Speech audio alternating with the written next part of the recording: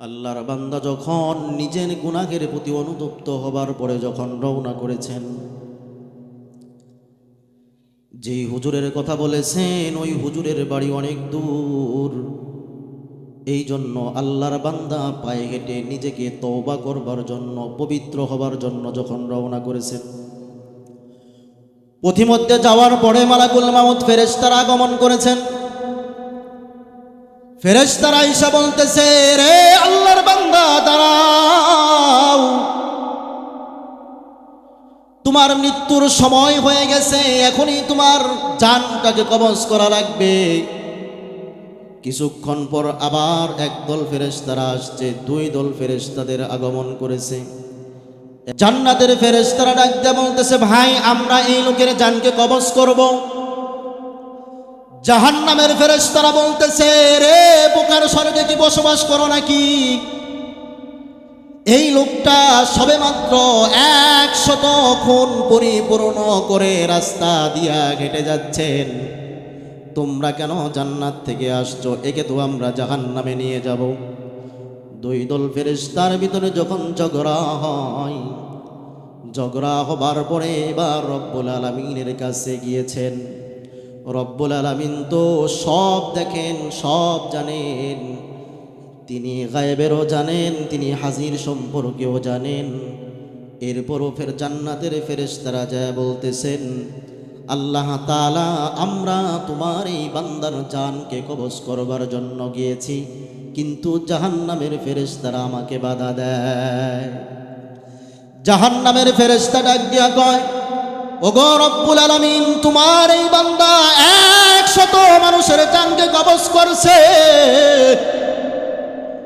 এই জন্য উনি তো একদম জাহান্নামী মানুষকে কতল করেছে, এই ক্ষমতা তো তুমি তারে দাও নাই।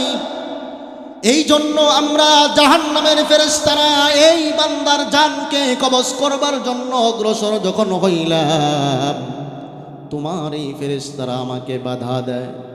রব্বুল আলামিন তো দয়ার সাগর আর করুণার আধার।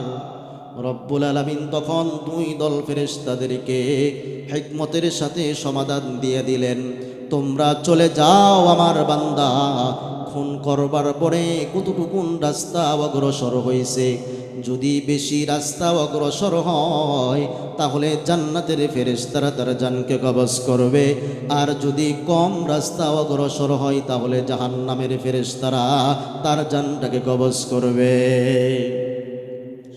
সমাধান দেওয়ার পরে এবার দুই দল ফেরেশতা যখন চলে আসছে, দুই দল ফেরেশতা আসবার পরে, দুই দল ফেরেশতা আসবার আগে রব্বুল আলামিন আরেকটা দল ফেরেশতাদেরকে ফিতা দিয়ে পাঠিয়ে দিয়েছেন।